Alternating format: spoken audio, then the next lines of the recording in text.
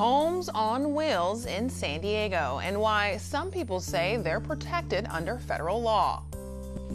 We don't have fences or borders because we dislike the people on the other side of it. We have fences and borders because we love the people that are on this side of it.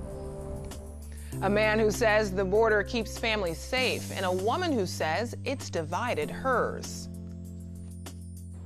I'm Beth Accomando, and I'm on the red carpet at the San Diego Asian Film Festival, where we'll be speaking with one of the filmmakers who has a film tonight. KPBS Evening Edition starts now.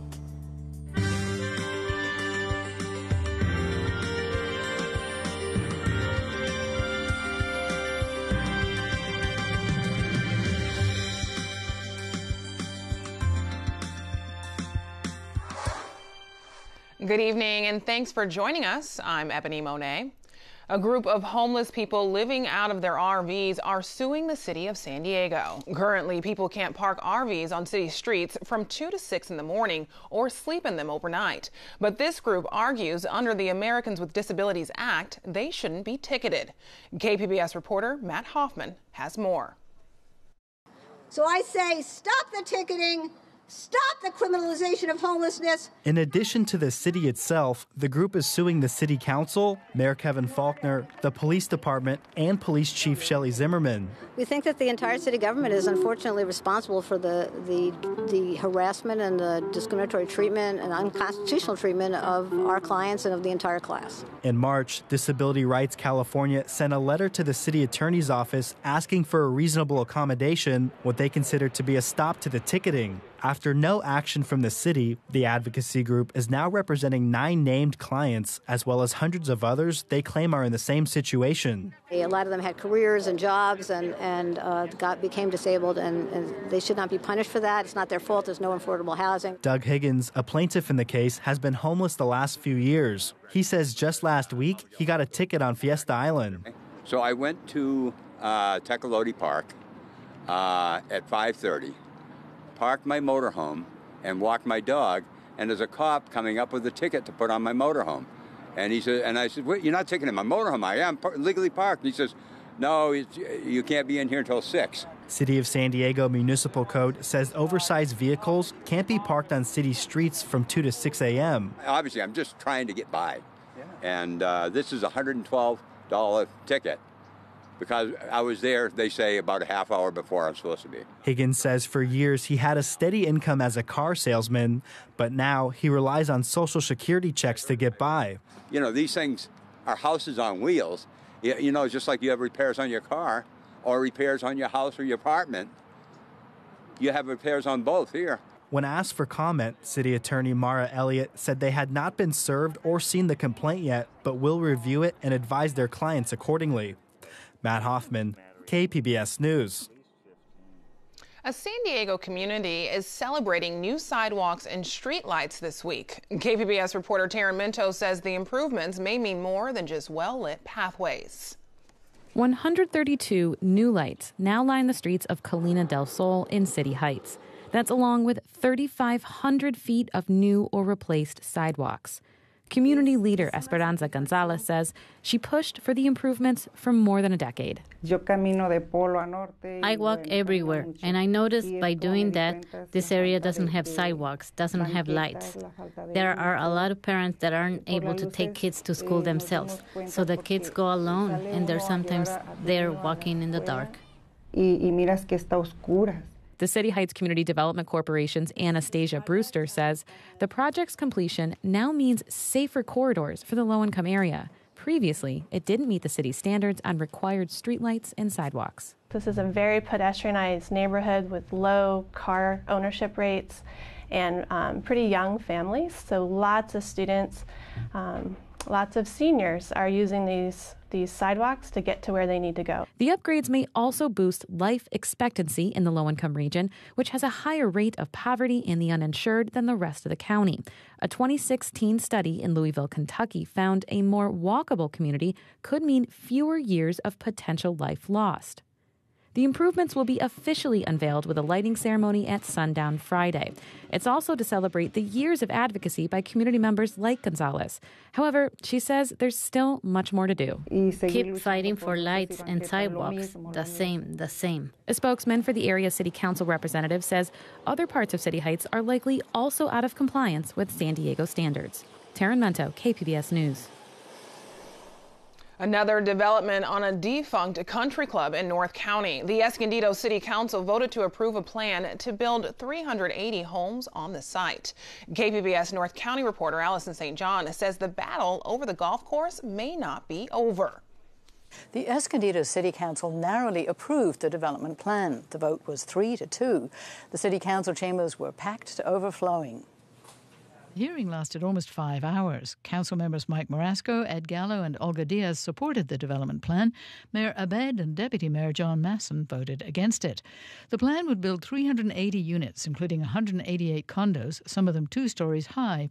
It would include buffer zones between the new housing and the existing single-story family homes that line the course. The golf course has been closed since 2013. That's when investor Michael Schlesinger shut it down, saying it was no longer financially viable. Since then, the fairways have turned brown, and the clubhouse has deteriorated behind a chain-link fence. A battle over what would become of the course made its way onto the ballot and through the courts. Schlesinger has won the right to develop his property. Supporters of the plan said it was time to end the blight. They wore T-shirts that said, "Renew our country club." Opponents, many of whom bought their home because it faced a golf course, say the development is too dense and will reduce their property values. They also point to the unmitigated traffic impacts on Interstate 15 at El Norte Parkway. They meet tomorrow to consider further legal action. Allison St. John, KPBS News.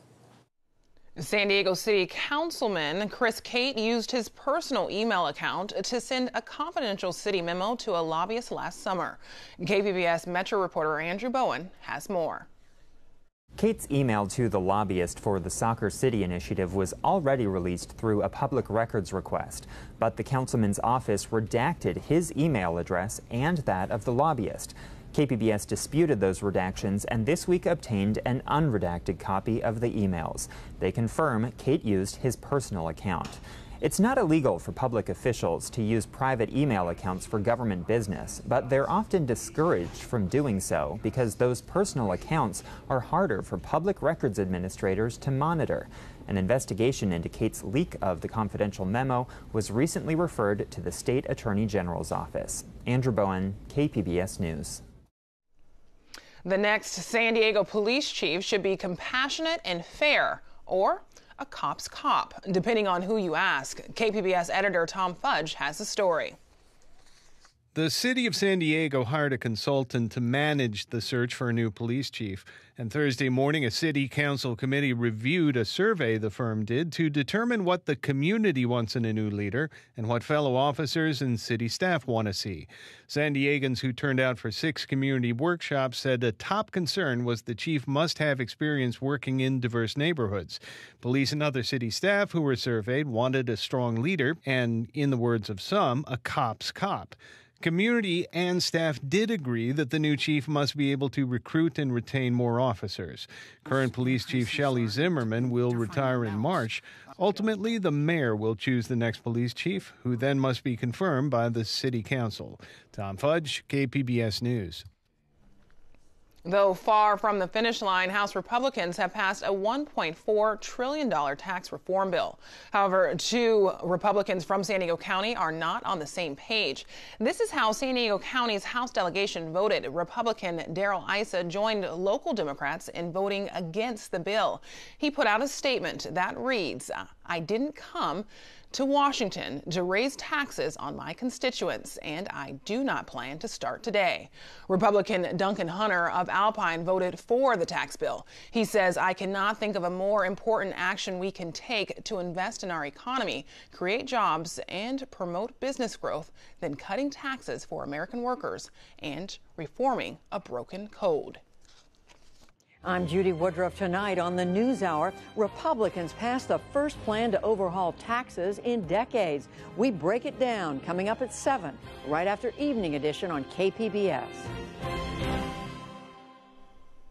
We're taking a look this week at the U.S. Mexico border and people whose lives are directly affected by the barriers already in place. Today, KPBS investigative reporter Jean Guerrero follows the vice president of the San Diego chapter of the National Border Patrol Council.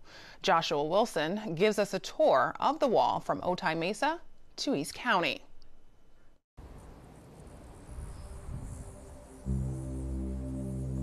We don't have fences or borders because we dislike the people on the other side of it.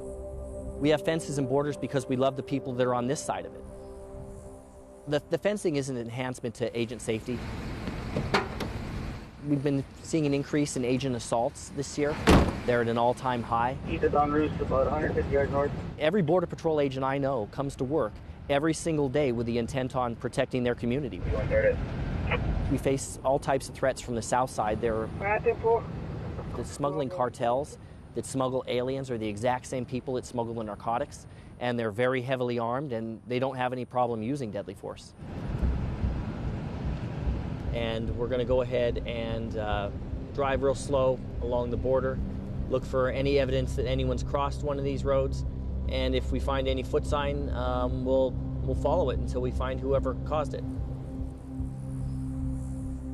A lot of beauty in the desert.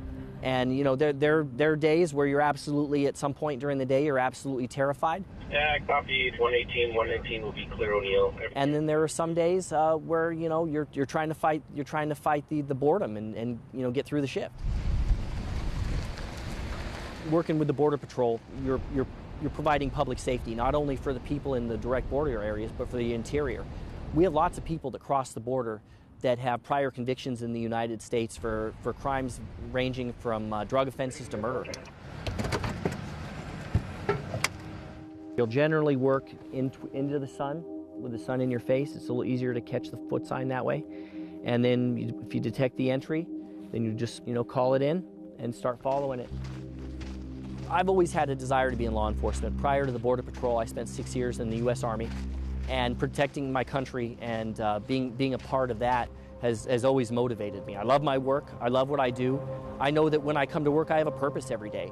And the best days for me are the days when I'll arrest someone and we take them back to the station, process them, run their fingerprints, and I find out that that person was a really bad guy.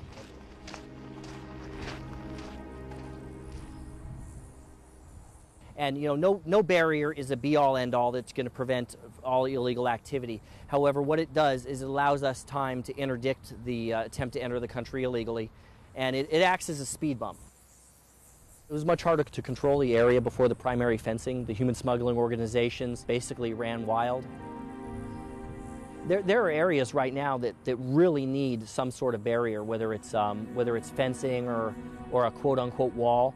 There are areas that are virtually unpoliced, and they create these pathways for people to come into the country illegally, and people whose purposes aren't known. I'd say this is absolutely necessary. Any country that's not willing to protect its own people by securing its borders isn't doing a very good job of public safety.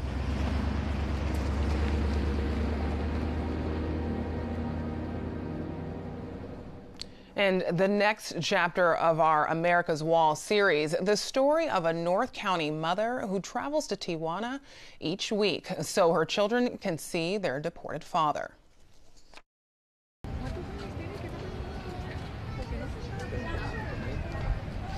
My husband had an order of deportation. He's living in Tijuana, Baja California. A police officer put down that he was a member of the Latin Kings. It's a gang in Chicago. So he's got a lifetime ban. As much as we sent so much evidence, I want to say we sent pictures and DVDs, everything of what he was doing now, it didn't make any kind of dent. Amen. Amen.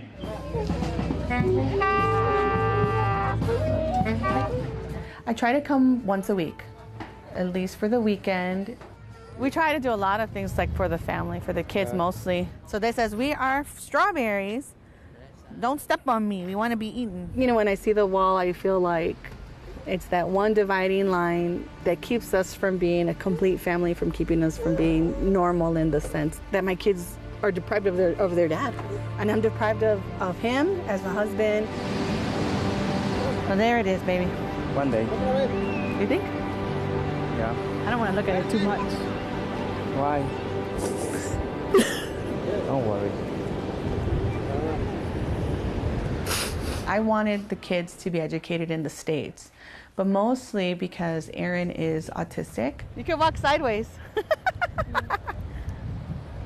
And he was receiving speech therapy. He was receiving going to special day classes. The other big issue is that Aaron didn't speak Spanish at the time at all. So I said, let's live on the border.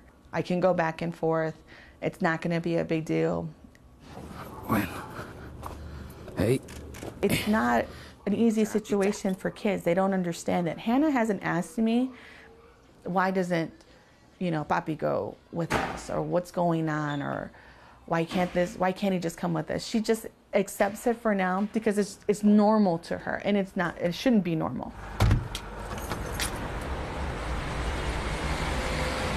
Waiting in the border used to average anywhere between an hour to an hour and a half. And now when we go on Sundays, it takes anywhere from 2 hours to 2.5 hours. Bingo. He's the driver, and I watch out with the kids. I either feed the kids or we take the baby out, and just to kind of keep them, happy. That's the goal. But I want you to relax, okay? Eduardo will step out, and we go switch spots. I'll start driving, and then we open the doors so he could say goodbye. He has to hug and kiss everyone.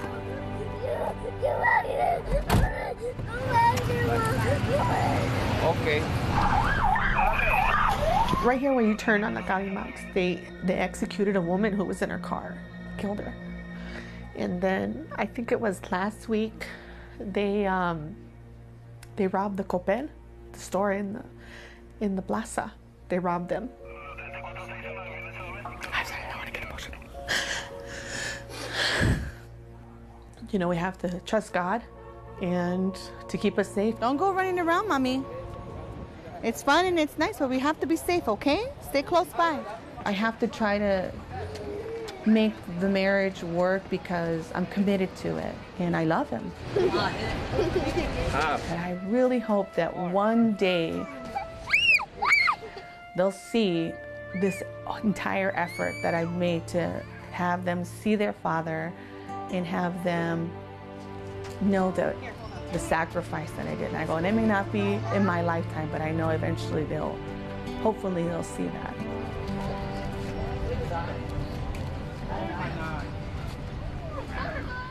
America's Wall is a collaboration with iNewsSource, an independent nonprofit partner of KPBS. Tomorrow we'll hear from an artist who gathers people together in Mexico to paint the border wall.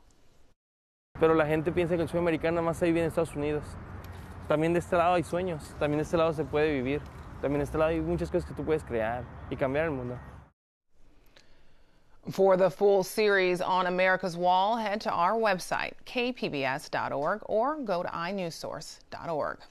Ahead of Mexico's 2018 presidential elections in July, Latino groups in San Diego are rallying to gather signatures to get one candidate's name on the ballot, Maria de Jesus Patricio, known as Mara Chuy. If she gets enough signatures, she'll be the first indigenous woman to run for president of Mexico. San Diego activist Rosa Barajas says Mara Chuy appeals to Mexican immigrants here because many came fleeing poverty in Mexico, something they believe Mara Chuy will address because she has been fighting for the country's poorest communities for decades. We didn't come because we wanted to enjoy different world. No, it's because we needed it. Because we were pushed because people lost their places, their houses, their jobs, their land. A number of Latino groups will begin gathering signatures this Saturday at Centro Cultural de la Raza. Currently, Andres Manuel Lopez Obrador, who is also a nationalist, is leading the polls. He lost to President Peña Nieto in 2012. Well, it felt pleasant out there today. However, you may need a jacket by the end of the week. Erin Calandra has more in tonight's forecast. Taking a look at our radar and satellite, we do see some very spotty activity across some of the area, also some cloud coverage. That's going to continue through tomorrow.